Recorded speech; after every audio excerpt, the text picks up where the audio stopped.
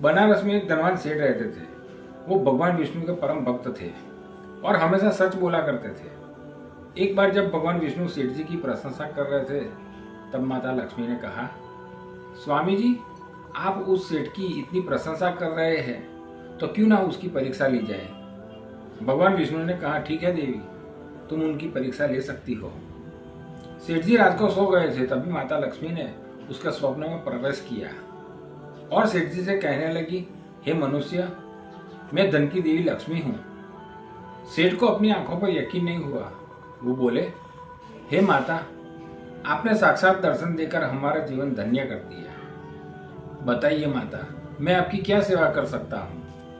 माता लक्ष्मी बोली, कुछ नहीं, मैं आपको ये बताने आई हूँ कि मेरा स्वभाव चंचल है और वर्षों से आपके भवन में निवास करते हुए मैं ऊब चुकी हूँ। मैं यहाँ से जा रही हूँ। सेठ जी बोले, माता, मुझसे कोई क्षति हो गई हो तो मुझे क्षमा करें, लेकिन आप यहाँ से ना जाए। किंतु आपको अच्छा नहीं लग रहा है तो भला मैं आपको कैसे रोक सकता हूँ। आप अपनी इच्छा से जा सकती हो। और माता लक्ष्मी उनके घर से चली गई। अब सेठ पहले की तरह अमीर नहीं रहे। थोड़े दिनों बाद माता लक्ष्मी रूप बदलकर सेठ के सपने में यश बनकर आई और आके कहने लगी, सेठ, आप मुझे पहचानते हो।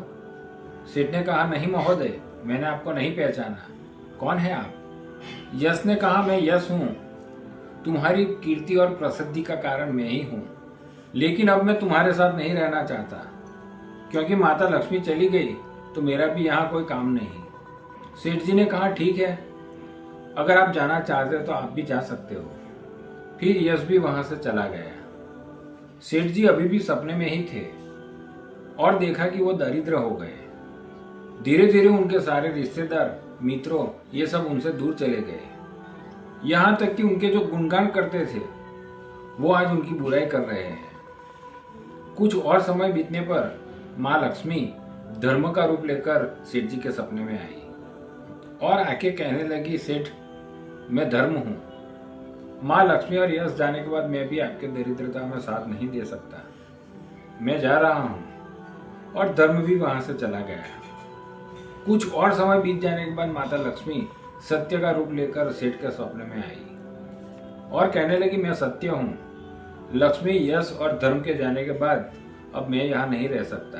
मैं भी यहाँ से जा रहा हूँ। ऐसा सुनते ही सेठ जी ने सत्य के पांव पकड़ लिए और बोले, हे महाराज, मैं आपको यहाँ से नहीं जाने दूंगा। भले ही सब मेरा साथ छोड़ गए, मुझसे किनारा कर गए, कृपया आप ऐसा मत कीजिए। मैं सत्य के बिना एक पल भी नहीं जी सकता। अगर आप चले गए तो मैं अपना प्राण तत्काल त्याग दूंगा। सत्य ने कहा, लेकिन तुमने तो उन तीनों को बड़ी आसानी से जाने दिया, उनको क्यों नहीं रोका। सेठ जी बोले, मेरे लिए वो तीनों भी बहुत महत्व रखते थे, लेकिन उन तीनों के बिना भी मैं भगवान का जाप करते करते अपना उद्देश्य पूर्ण जीवन बिता सकता हूँ। लेकिन आप चले गए तो मेरे जीवन में झूठ, फरेब और नफरत प्रवेश कर जाएगा। मेरी वाणी अशुद्ध हो जाएगी।